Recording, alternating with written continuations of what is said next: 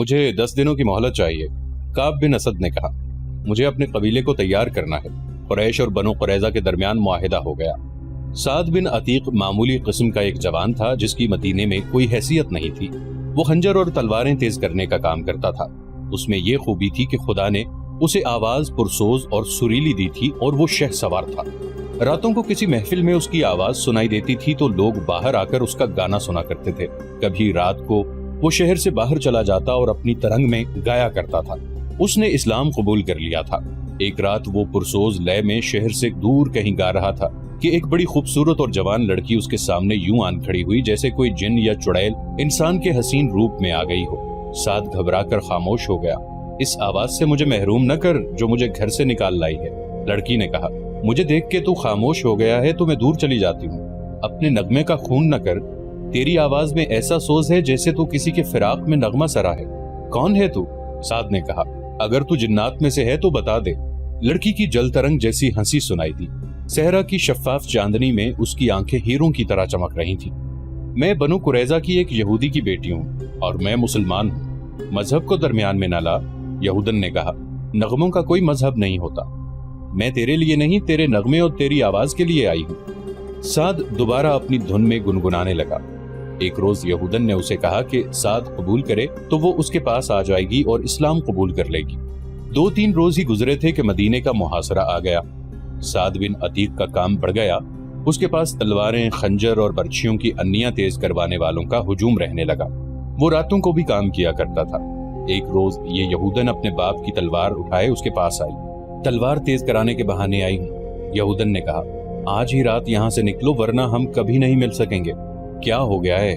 پرسوں شام میرے باپ نے مجھے کہا کہ قبیلے کے سردار کعب بن اسد کو میری ضرورت ہے، یہودن نے بتایا۔ باپ نے ہوئی بن خطب کا نام بھی لیا تھا۔ میں کعب کے گھر چلی گئی۔ وہاں ہوئی کے علاوہ 2 اور آدمی بیٹھے ہوئے تھے۔ وہ اس طرح کی باتیں کر رہے تھے کہ مسلمانوں کے آخری دن آ گئے ہیں۔ کعب بن اسد، خوئی بن اخطب اور قریش کے درمیان اس لڑکی کی موجودگی میں معاہدہ ہوا اور مسلمانوں پر عقب سے حملوں کا منصوبہ طے ہوا۔ اس یہودن کو رات بھر کعب کے پاس گزارنا پڑی۔ صبح وہ اپنے گھر آ گئی۔ اسے مسلمانوں کے ساتھ کوئی دلچسپی نہ تھی۔ اس کی دلچسپیاں سعد کے ساتھ تھیں۔ اس کے کانوں میں یہ بات بھی پڑی کہ کعب اسے بیوی یا داشتہ کی حیثیت سے اپنے پاس رکھ لے گا۔ سعد بن عتیق اس یہودن کی محبت کو تو بھول ہی گیا۔ اس نے یہودن کو گھر بھیج دیا اور ایک بزرگ مسلمان کو بتایا کہ کعب بن اسد نے ہوئی کے کہنے پر قریش کے ساتھ معاہدہ کر لیا ہے۔ اس بزرگ نے یہ اطلاع اوپر پہنچا دی۔ رسول اکرم صلی اللہ علیہ وآلہ وسلم کو بتایا گیا کہ بنو قریظہ نے بنو قینقاع اور بنو نذیر کی طرح اپنا معاہدہ توڑ دیا ہے۔ آپ صلی اللہ علیہ وآلہ وسلم نے کعب بن اسد کے خلاف کوئی کارروائی کرنے سے پہلے یہ یقین کرنا ضروری سمجھا کہ بنو قریظہ نے واقعی قریش کے ساتھ معاہدہ کیا ہے۔ اللہ اپنے نام لیوا بندوں کی مدد کرتا ہے۔ اس کے فوراً بعد ایک ایسا واقعہ ہوا کہ جس سے تصدیق ہو گئی کہ بنو قریظہ اور قریش کے درمیان بڑا خطرناک معاہدہ ہوا ہے۔ واقعہ یوں ہوا، عورتوں اور بچوں کو شہر کے ان مکانوں اور چھوٹے چھوٹے قلعوں میں منتقل کر دیا گیا تھا جو خندق سے دور تھے۔ ایسے ہی ایک قلعے میں رسول اکرم صلی اللہ علیہ وآلہ وسلم کی پھوپھی صفیہ رضی اللہ عنہا چند ایک عورتوں اور بہت سے بچوں کے ساتھ مقیم تھی۔ ایک روز صفیہ رضی اللہ عنہا قلعے کی فصیل پر گھوم پھر رہی تھیں کہ انہوں نے نیچے دیکھا ایک آدمی دیوار کے ساتھ ساتھ مشکوک سی چال چلتا جا رہا تھا۔ وہ کہیں رکتا، دیوار کو دیکھتا اور آگے چل پڑتا۔ صفیہ رضی اللہ عنہا اسے چھپ کر دیکھنے لگی۔ صاف پتہ چلتا تھا کہ یہ آدمی قلعے کے اندر آنے کا کوئی راستہ یا ذریعہ دیکھ رہا ہے۔ صفیہ رضی اللہ عنہا کو اس وجہ سے بھی اس آدمی پر شک ہوا کہ شہر کے تمام آدمی خندق کے قریب مورچہ بند تھے یا جنگ کے کسی اور کام میں مصروف تھے۔ اگر یہ کوئی اپنا آدمی ہوتا اور کسی کام سے آیا ہوتا تو دروازے پر دستک دیتا۔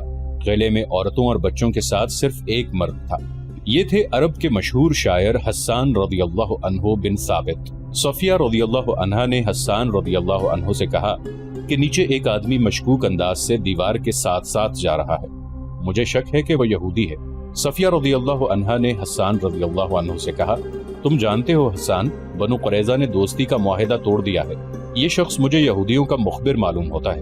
بنو قریظہ ہم پر عقب سے حملہ کریں گے تاکہ ہمارے مردوں کی توجہ خندق کی طرف سے ہٹ جائے اور وہ پیچھے آ جائیں۔ یہودیوں کے پاس ہمارے مردوں کو مورچوں سے نکال کر پیچھے لانے کا یہ طریقہ کارآمد ہوگا کہ وہ ان قلعوں پر حملہ شروع کر دیں جن میں عورتیں اور بچے ہیں۔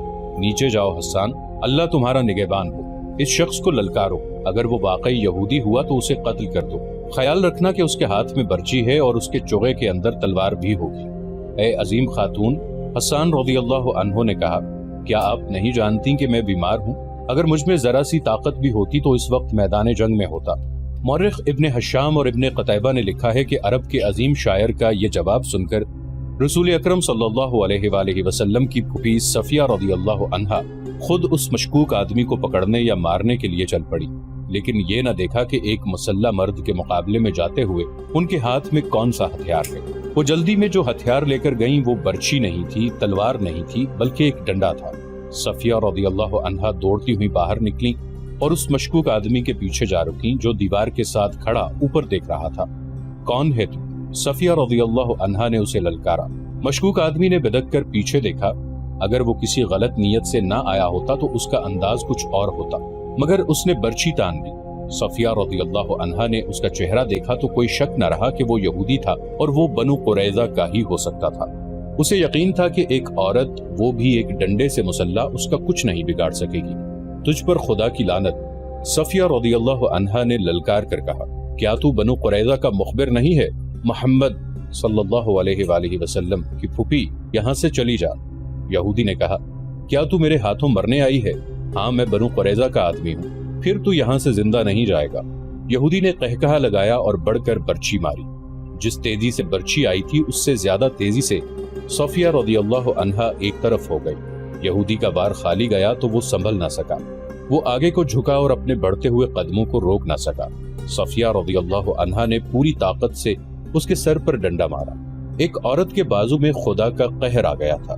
یہودی رک کر سیدھا ہوا لیکن اس کا سر ڈولنے لگا۔ صفیہ رضی اللہ عنہا نے اسے سنبھلنے کا موقع نہ دیا اور اس کے سر پر پہلے سے زیادہ زور سے ڈنڈا مارا۔ اب یہودی کھڑا نہ رہ سکا۔ اس کے ہاتھ سے برچی گری، پھر اس کے گھٹنے زمین سے لگے۔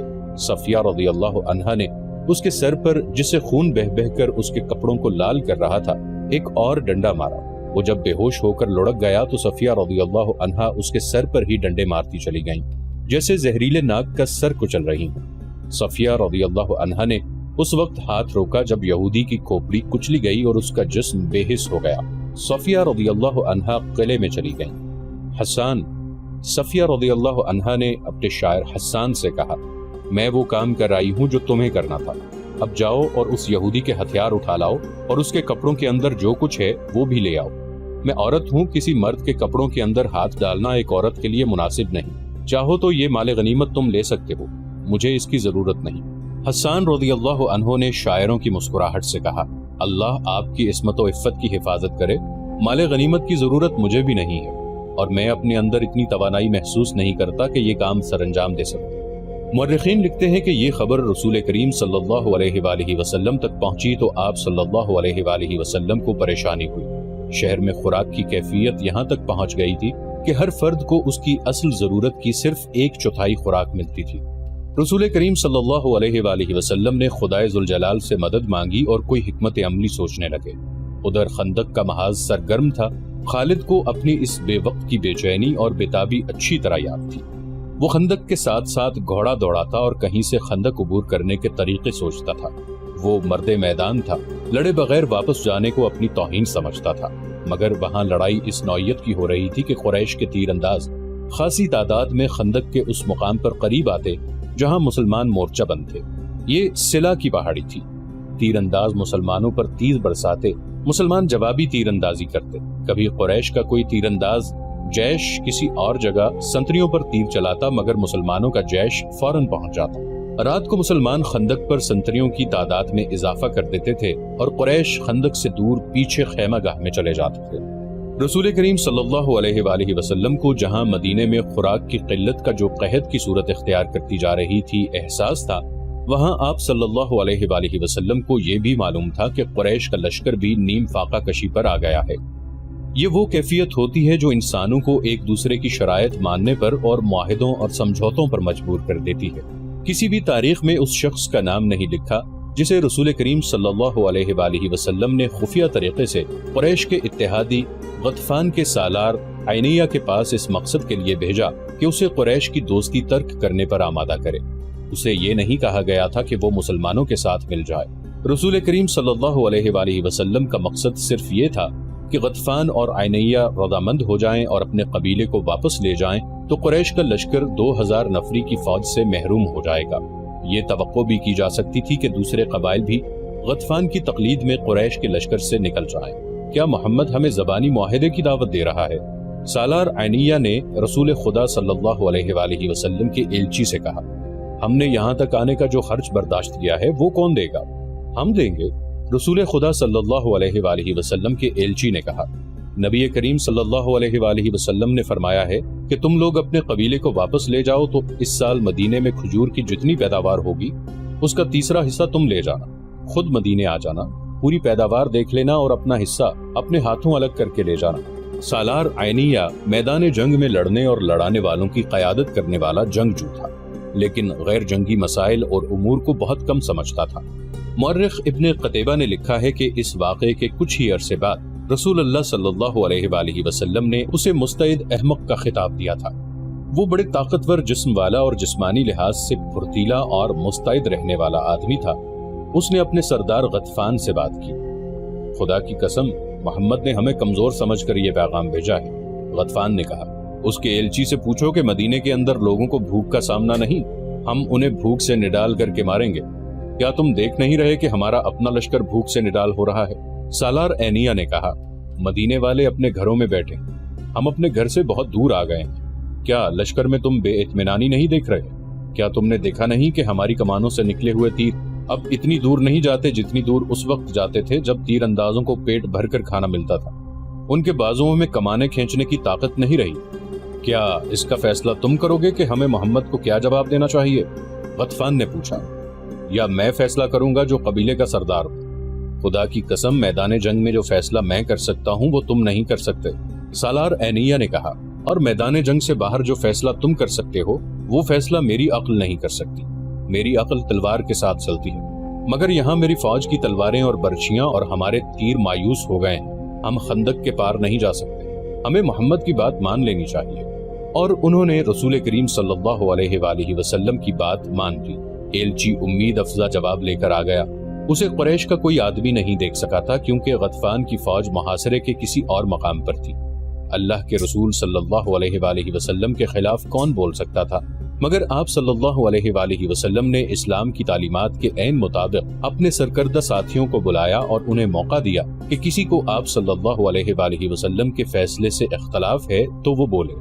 آپ صلی اللہ علیہ وآلہ وسلم ایک شخص کا فیصلہ پوری قوم پر ٹھونسنے کے قائل نہ تھے، چنانچہ آپ صلی اللہ علیہ وآلہ وسلم نے سب کو بتا دیا کہ آپ نے غطفان کو کیا پیشکش کی ہے۔ یہاں امت کو مشورے کی اہمیت سکھائی گئی ہے۔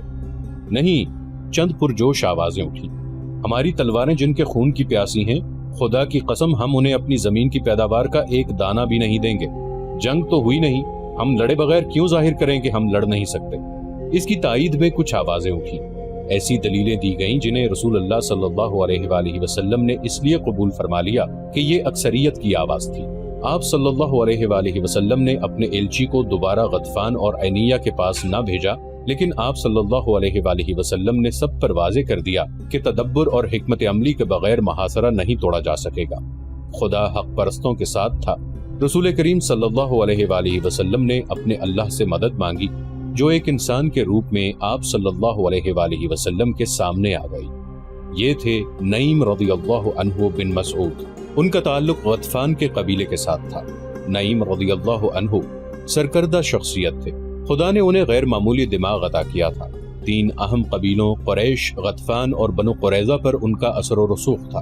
ایک روز نعیم رضی اللہ عنہ جو کہ قبیلہ غطفان میں تھے، مدینے میں رسول خدا صلی اللہ علیہ وآلہ وسلم کے سامنے آ کھڑے ہوئے۔ خدا کی قسم تو قبیلہ غیر کا ہے۔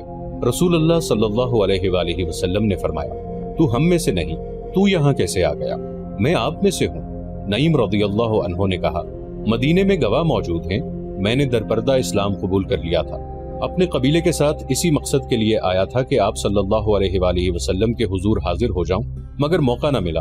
پتہ چلا کہ آپ صلی اللہ علیہ وآلہ وسلم نے میرے قبیلے کے سردار اور سالار کو قریش سے دوستی ترک کر کے واپس چلے جانے کا پیغام بھیجا تھا، اور آپ صلی اللہ علیہ وآلہ وسلم نے اس کا معاوضہ بھی بتا دیا تھا، لیکن آپ نے بات کو مزید آگے نہ بڑھایا۔ اللہ کی تجھ پر رحمت ہو، रसूल खुदा सल्लल्लाहु अलैहि वआलिहि वसल्लम ने पूछा, क्या तू बात को आगे बढ़ाने आया है?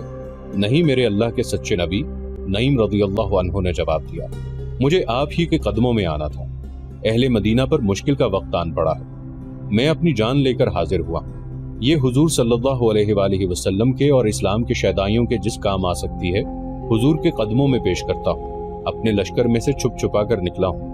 खंदक में उतर तो गया, लेकिन संतरियों की मौजूदगी में ऊपर आना खुदकुशी के बराबर था। ऊपर चढ़ना वैसे भी महाल था। बड़ी मुश्किल पेश आई।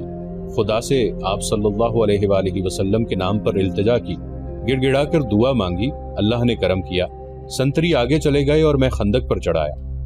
रसूल अकरम सल्लल्लाहु अलैहि वआलिहि वसल्लम को नईम रज़ियल्लाहु अन्हु के मुतालिक बताया गया कि ये किस हैसियत की शख्सियत है। रसूल करीम सल्लल्लाहु अलैहि वआलिहि वसल्लम ने उनके साथ दो चार बातें की तो आप सल्लल्लाहु अलैहि वआलिहि वसल्लम को अंदाजा हो गया कि नईम रज़ियल्लाहु अन्हु ऊंची सतह और अक्ल के इंसान थे। आप सल्लल्लाहु अलैहि वआलिहि वसल्लम ने नईम रज़ियल्लाहु अन्हु को बताया कि मुहासरे ने जो हालात पैदा कर दिए हैं, उनसे निकलने के लिए ज़रूरी हो गया है कि कुरैश के लश्कर में जो मुख्तलिफ कबाइल शामिल हैं, उन्हें कुरैश से बदज़न किया जाए। इसका तरीक़ा यह है कि 2-3 कबाइल के साथ खुफिया मुआहदे कर लिए जाएं। या रसूल अल्लाह, नईम ने कहा, अगर मैं ये काम अपने तरीके से करूं तो क्या हुजूर मुझ पर एतमाद करेंगे? तुझ पर अल्लाह की रहमत हो नईम, रसूलुल्लाह सल्लल्लाहु अलैहि वआलिहि वसल्लम ने फरमाया, मैं तुझे और तेरे नेक इरादों को अल्लाह के सुपुर्द करता हूँ। मैं वापस अपने कबीले में चला जाऊंगा। नईम ने कहा, लेकिन ये नहीं बताऊंगा कि मैं मदीने में आया था। यहाँ से मैं काब बिन असद के पास जा रहा हूँ। मेरे अल्लाह के रसूल सल्लल्लाहु अलैहि वसल्लम मेरी कामयाबी के लिए दुआ फरमाइए। मदीना में रात को पहरे बड़े सख्त थे। पीछे की तरफ खंदक नहीं थी, उधर पहाड़ियों ने कुदरती दिफा मुहैया कर रखा था।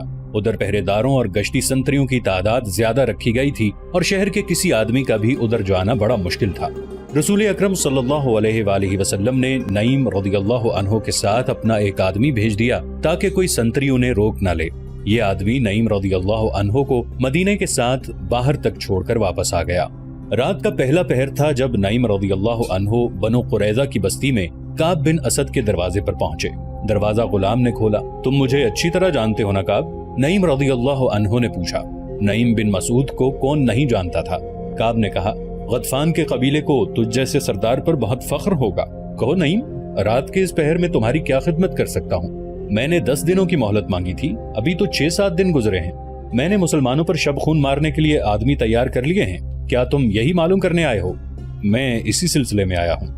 नईम रज़ियल्लाहु अन्हु ने कहा, तुम बेवकूफ हो काब, तुमने कुरैश के साथ किस भरोसे पर मुआहिदा कर लिया है? मुझसे न पूछना कि मेरे दिल में तुम्हारी हमदर्दी क्यों पैदा हुई। मैं मुसलमानों का भी हमदर्द नहीं, क्योंकि मैं मुसलमान नहीं। तुम अच्छी तरह जानते हो मेरे दिल में इंसानियत की हमदर्दी है। मेरे दिल में हमदर्दी है तुम्हारे इन खूबसूरत और जवान बेटियों, बीवियों और बहनों की, जो मुसलमानों की लौंडियां बन जाएंगी। तुमने कुरैश से बड़ा ही खतरनाक मुआहिदा कर लिया है, लेकिन इसकी जमानत नहीं ली कि अहले कुरैश तुम्हें मुसलमानों से बचा लेंगे। हमने भी कुरैश के साथ मुआहिदा किया है, लेकिन कुछ जमानत भी ली है। क्या कुरैश जंग हार जाएंगे? काब बिन असद ने पूछा। वो जंग हार चुके हैं। नईम रज़ियल्लाहु अन्हु ने कहा, क्या ये खंदक उन्हें शहर पर हमला करने देगी? कुरैश के लश्कर को भूख ने बेहाल करना शुरू कर दिया है। मेरा कबीला भूख से परेशान हो गया है। मैं नहीं चाहता कि कल तुम मेरे कबीले को बदनाम करो कि गतफान तुम्हें मुसलमानों के रहमो करम पर छोड़ गए थे। तुम मुसलमानों पर हमला करके उन्हें अपना दुश्मन बना लोगे और कुरैश और हम मुहासरा उठाकर वापस चले जाएंगे। अपने दोनों कबीलों कैनका और बनु नुदैर का अंजाम जो मुसलमानों के हाथों हुआ था, वो तुम्हें याद ही होगा। काब बिन असद पर खामोशी तारी हो गई। मैं जानता हूँ कि तुमने कुरैश से कितनी उजरत ली है। नईम ने कहा, लेकिन ये खजाना जो तुम उनसे ले रहे हो, ये खूबसूरत लड़कियां जो खुई बिन अख्तब ने तुम्हारे पास भेजी हैं, ये सब मुसलमानों की मलकियत हो जाएगी और तुम्हारा सर तुम्हारे तन से जुदा होगा। तो क्या मैं कुरैश से मुआहिदा तोड़ दूं? काब ने पूछा। मुआहिदा ना तोड़ो, नईम रज़ियल्लाहु अन्हु ने कहा, उन्हें अभी नाराज न करो, लेकिन अपनी हिफाजत की उनसे जमानत लो। अरब के रिवाज के मुताबिक उन्हें कहो कि उनके ऊंचे खानदानों के कुछ आदमी तुम्हें यरगमाल के तौर पर दे दें। अगर उन्होंने अपने चंद एक मुअज़्ज़िज़ और सरकर्दा आदमी दे दिए तो ये सबूत होगा कि वो मुआहिदे में मुखलिस हैं। हाँ नईम, काब बिन असद ने कहा, मैं उनसे यरगमाल में आदमी मांगूंगा। नईम रज़ियल्लाहु अन्हु बिन मसूद रात के वक्त पहाड़ियों में चले जा रहे थे। उनकी मंजिल कुरैश की खैमागाह थी जो कई मील दूर थी। सीधा रास्ता छोटा था, लेकिन रास्ते में खंदक थी। وہ بڑی دور کا چکر کاٹ کے جا رہے تھے۔ وہ گزشتہ رات سے مسلسل چل رہے تھے، مگر چھپ چھپ کر چلنے اور عام سفر میں بہت فرق ہوتا ہے۔